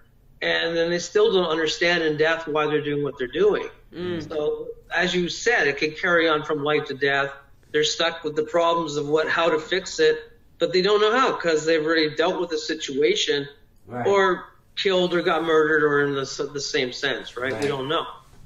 Absolutely. Right. No, you don't know.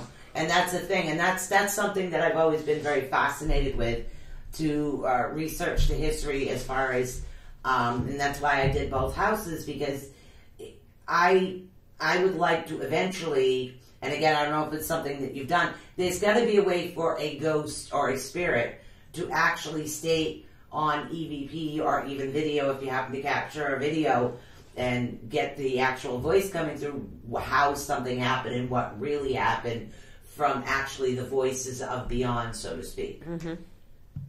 I've been able to, like I said, been able to capture both. Right. You know, a ghost walking right through the room or walking through the hall, and then getting him to talk.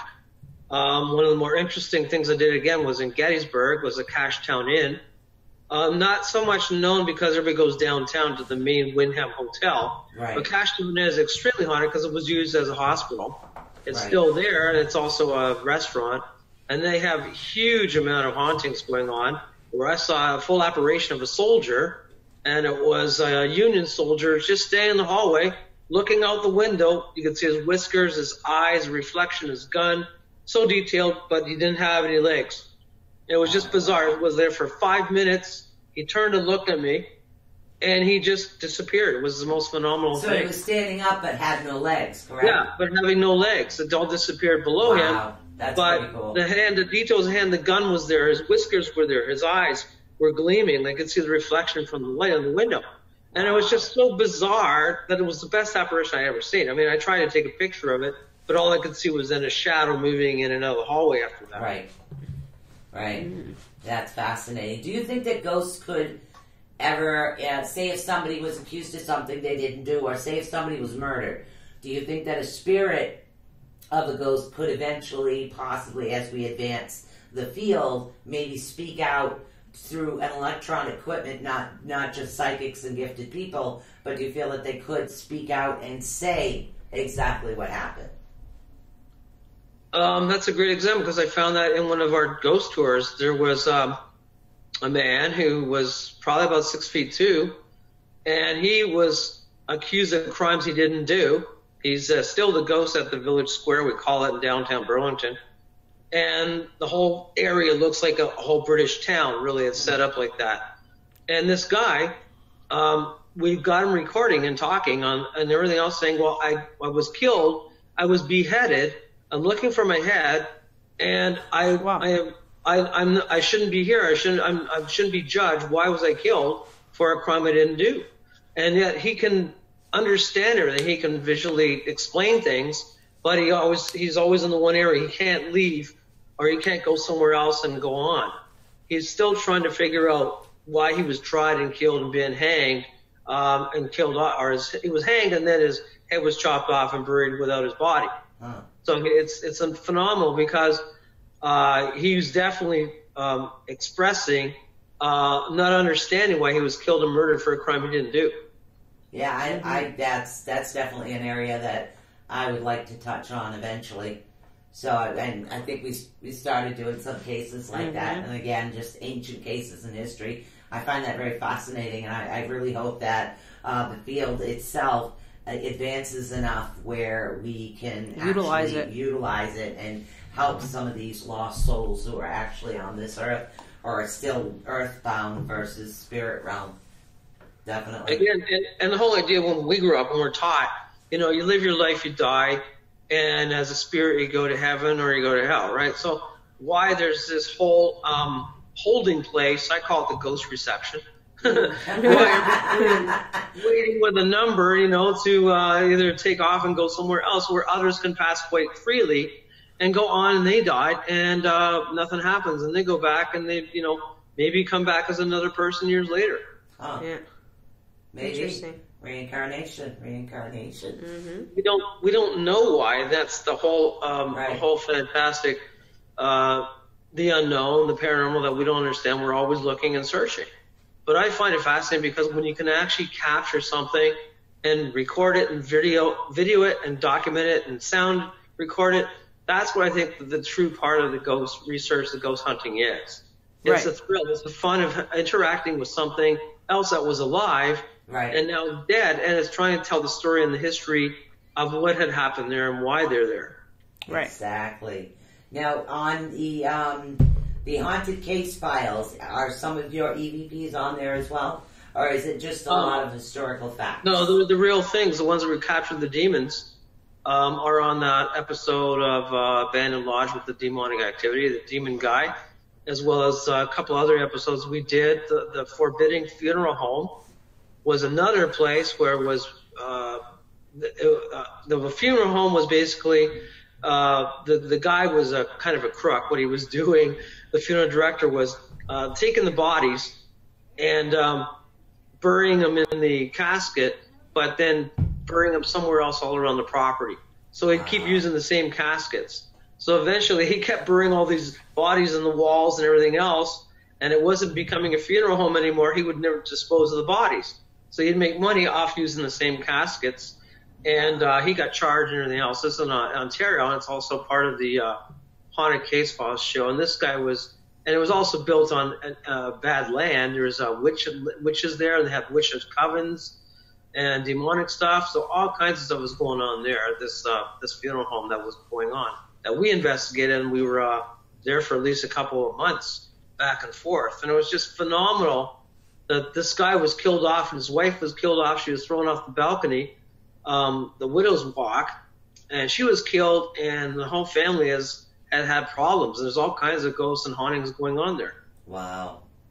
Yeah, that's kind of cool you mentioned that with the casket thing, because Lizzie's father was known to chopping off people's feet, because that's what he did also for a living. Oh, that's right. So yeah, that's why when he mentioned, you were talking about a lot of things happening that you relate to what potentially could have been the murders was evil entities doing these things, and he wasn't a well-liked man because he was doing a lot of that's how he made his money, I guess. To cut corners, he would chop the feet off to make them fit better in caskets and stuff like that. So, I mean, this guy was someone that was looked at wasn't really a well-liked person to begin with. Right. And, to live in a house with someone that's like that, I would imagine it would put a wear and tear on her over a long period of time. You know what I mean? I agree with that. I really But that's agree pretty, that's interesting. I'm going to look So, more into that part have of you it. solved any cold cases through your paranormal or psychically? I don't know if you know, I broke the case. That's where I started becoming famous, was with the famous murder, Carla Homolka and the other guy, Paul Bernardo. The famous murders the sex murders that happened in Canada here, where they killed two teenage kids, 14 and 15, Leslie Mahaffey, and Karen French. And you can see it on the Facebook page and on the website.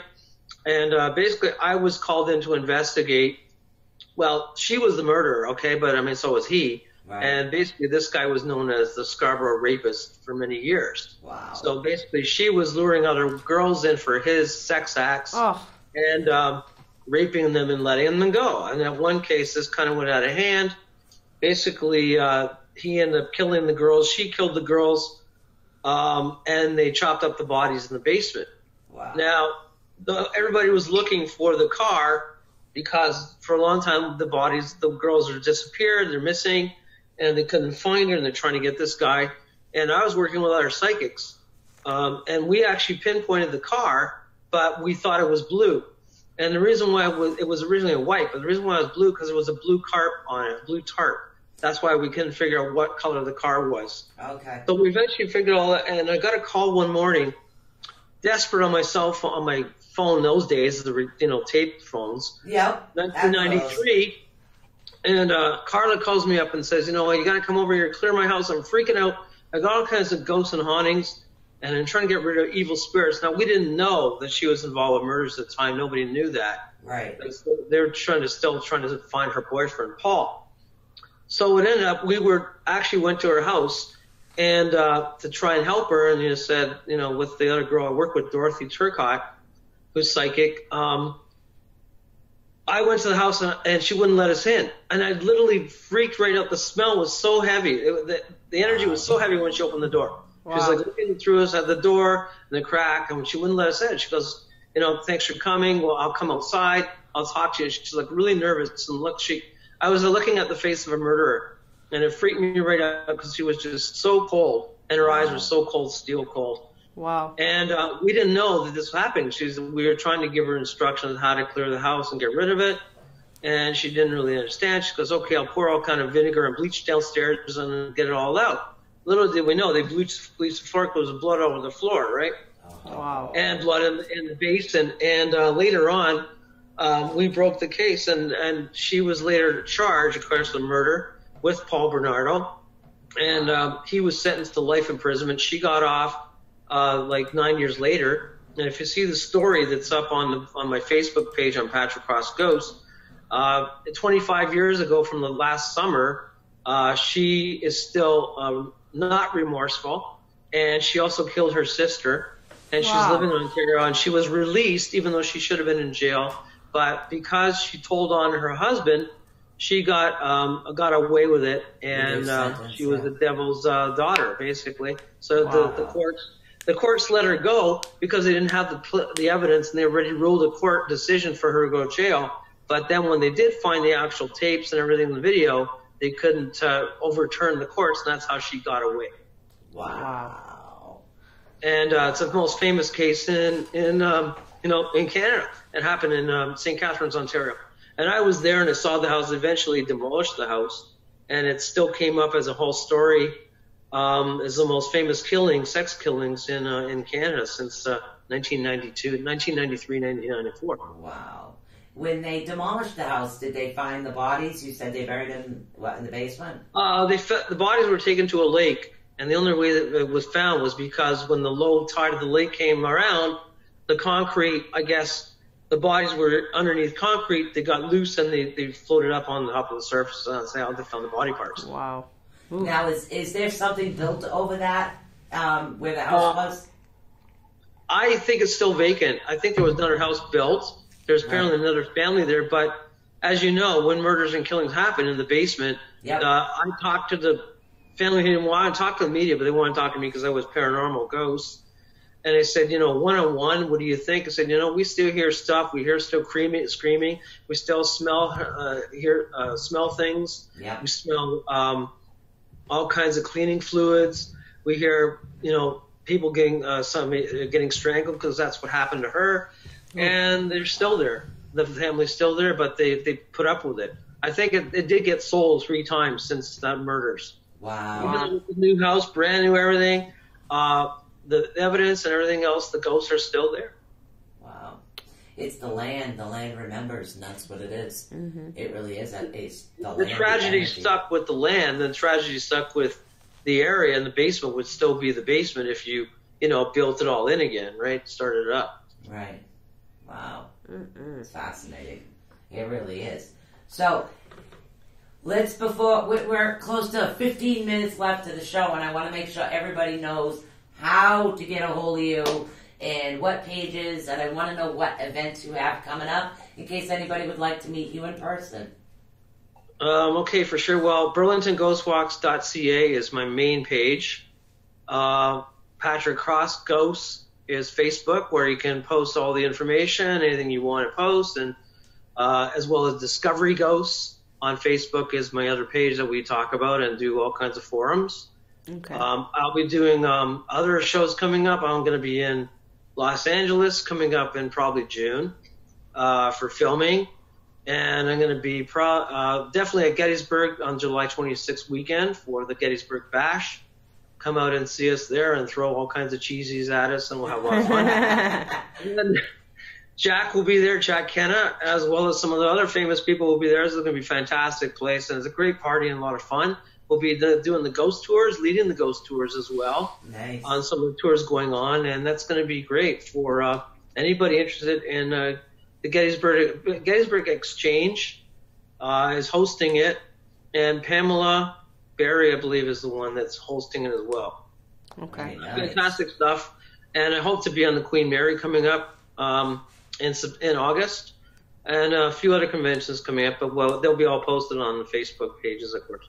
Okay. Nice. Good. Now, for those that want to go to Gettysburg, because a lot of people have Gettysburg on their bucket list, but they're not used to paranormal investigating, what would you recommend that they bring if it's the first time and they want to go experience this with you? Well, the simplest things. You can have your tape recorder, of course, and you can have your compass on you can have an app compass now on your phone. Yeah. Compass is great because it detects anything in the room that's moving. If it's something is there, it's going to be swirling around.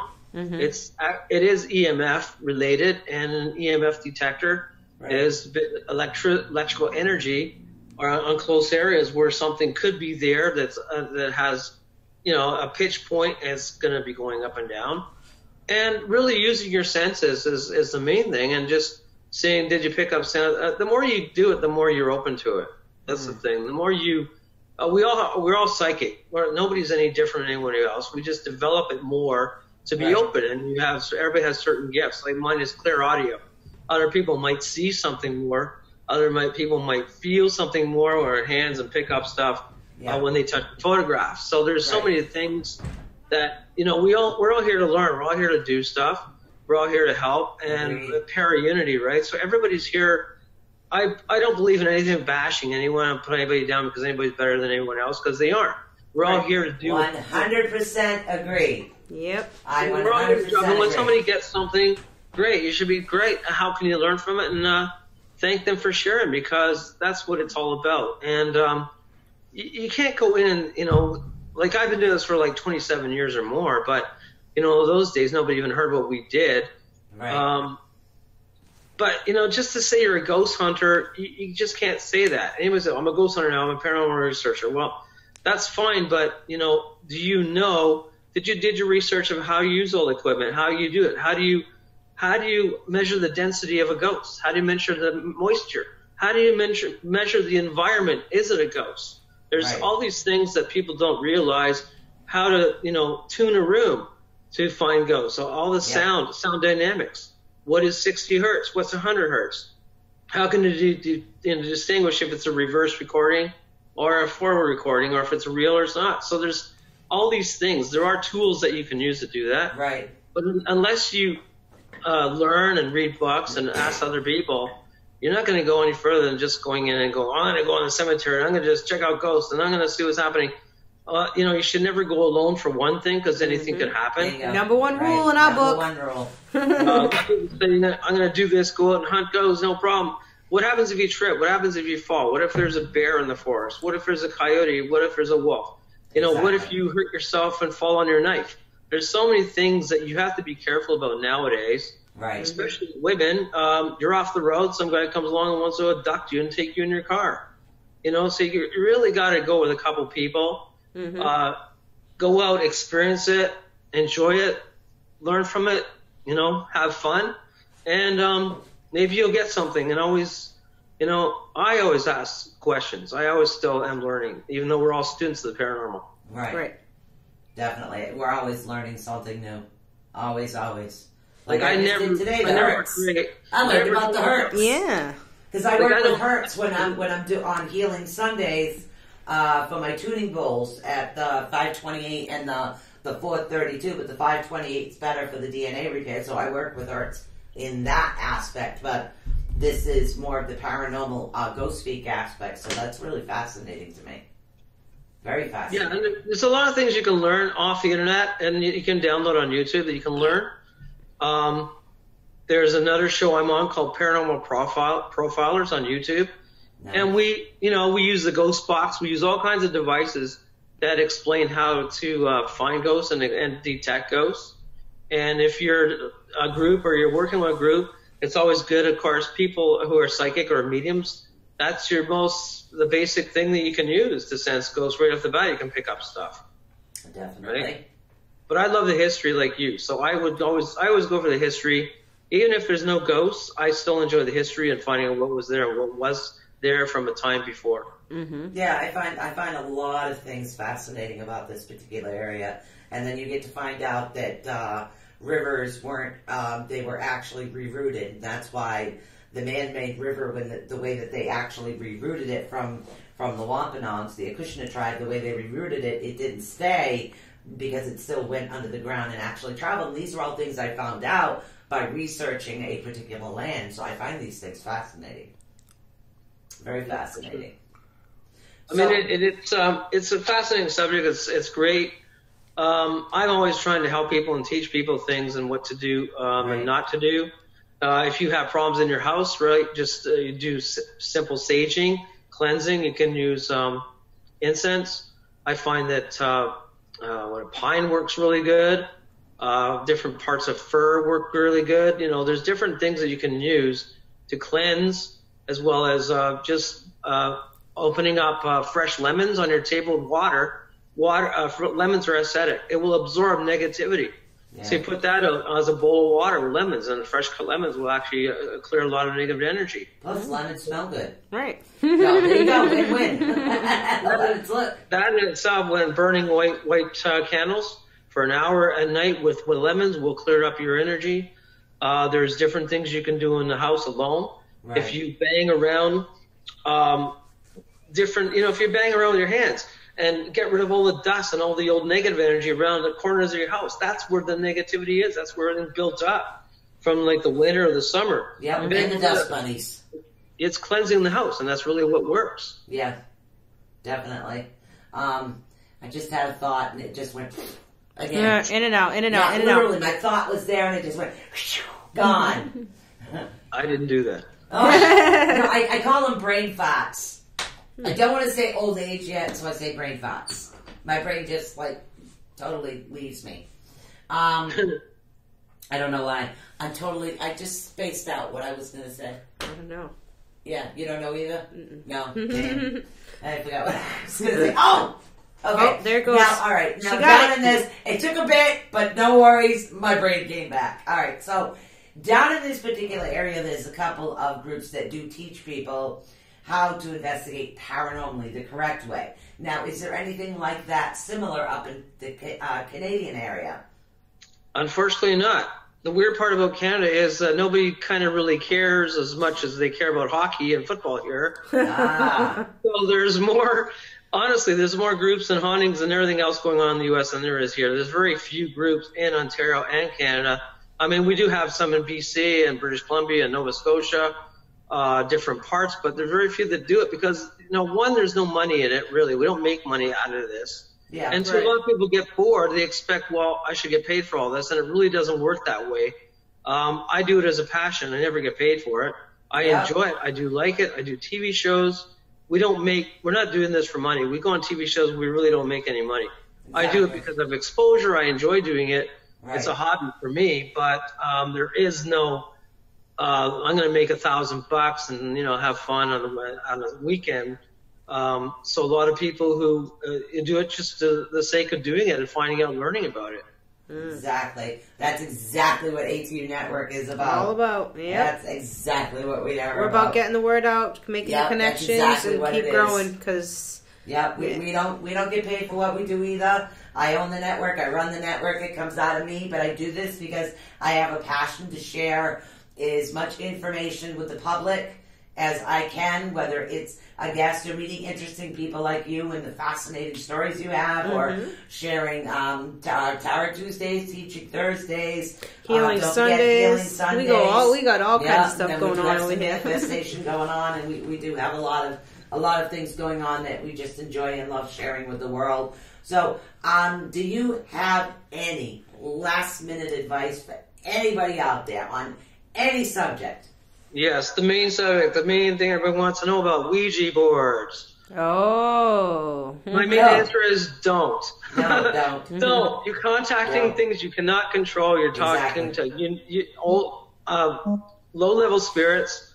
You're talking to things that, can imitate you, mask, pretend they're family, friends, mother, father. Don't.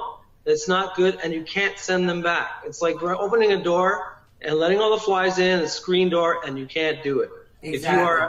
If you are experienced medium and you open a light and you work with a white and a surrounding light and a prayer, that will work as a tool, yes. Right. But in most cases, playing with it and having fun, it will cause major problems and you can't get rid of it. That's like putting a truck driver in a donut shop and telling them, hey, make me some donuts.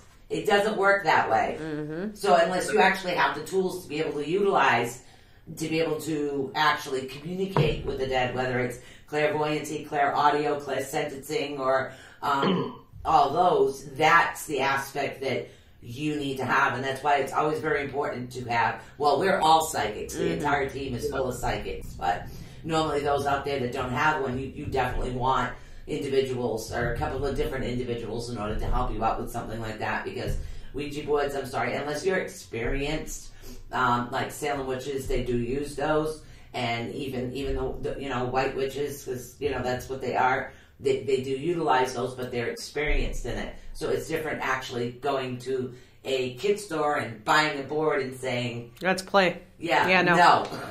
Well, you're opening a portal, and you have to close the portal. Exactly. If you don't, you're going to have major problems for forever. Exactly. 100% agree. I had a blast talking to you tonight. Yes, thank you so much. The amount of stories you have is like amazing. Have you written a book yet? I'm in a book that everybody can get, Brad Steiger's Restless Spirits and Hauntings.